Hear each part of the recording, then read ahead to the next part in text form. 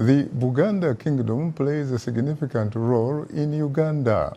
Since the restoration of traditional kingdoms in 1993, this cultural institution has served as an essential support base for politicians running for office, spearheading cultural and development programs within the country. My colleague Ndiho has more on the story. At the top of Mengo Hill in Uganda's bustling capital Kampala, the Bulange Palace, home of the Buganda Kingdom, symbolizes the country's rich history of the monarchy. The Buganda Kingdom is one of the 4 Ugandan kingdoms and perhaps the most influential politically and strategically. Cultural institutions are not supposed to have any real political power, but Buganda, with a population of nearly 12 million people, is more than just a cultural institution. It's a political force. Buganda Kingdom has embarked on the social, economic and infrastructure transformation that sets the bar for the rest of the country. Charles Peter Mayiga, the Prime Minister, or commonly known as the Katikkiro, has been at the center of development programs. Katikkiro Mayiga is visiting the Washington, D.C. area to meet and mingle with members of the Buganda community from different parts of North America. His mission is to meet and listen to the king's subjects and then report back to the king. What do you want to be remembered to have been good at many years down the road? People in the diaspora, do you realize that in order to protect, promote and sustain our culture, we need to be economically sound? Do you realize that? We want a significant investment program from the diaspora.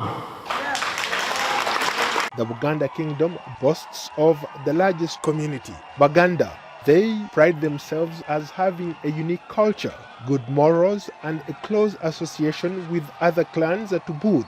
Margaret Mwonge is one of the 11 representatives of the kingdom in North America. She explains. Kabaka, he is what I would call the custodian of the sacred trust of Buganda. He does not come in to rule over the people. He comes in to mingle and look at his people and direct them and inspire them. He does not give them orders. What he does is to listen, and that's why he deploys all of us everywhere in diaspora to go and listen to what his subjects want to do, how they feel and how they're getting on, what challenges they're facing, and then report back to him. The Baganda were instrumental in the current Ugandan President Yoweri Museveni's rise to power 33 years ago. Museveni based his 5-year guerrilla struggle in the kingdom's heartland in Ruwero. Since then, the Baganda have supported and helped him to stay in power. But a simmering dispute over land and power between President Museveni's government and Buganda Kingdom has persisted for a long time. Kabaka Ronald Mwenda Mutebi wants more autonomous control over resources in his kingdom, such as land and taxes. But the government says the king is only a cultural figure and must steer clear of politics. The disputes over land and power with Buganda sparked violent protests in 2009 that killed dozens of people.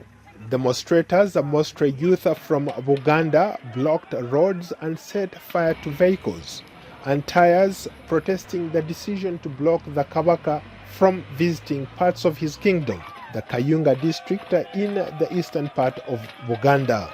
A couple of months later, fire gutted a mausoleum built in 1860 and destroyed much of the Kasubi tombs, the final resting place of the kings of Buganda, and a UNESCO World Heritage Site. The cause of the blaze was never determined and the reconstruction of the tombs is still ongoing. Paul Ndiho, VOA News, Washington. Thanks, Paul, for that interesting report.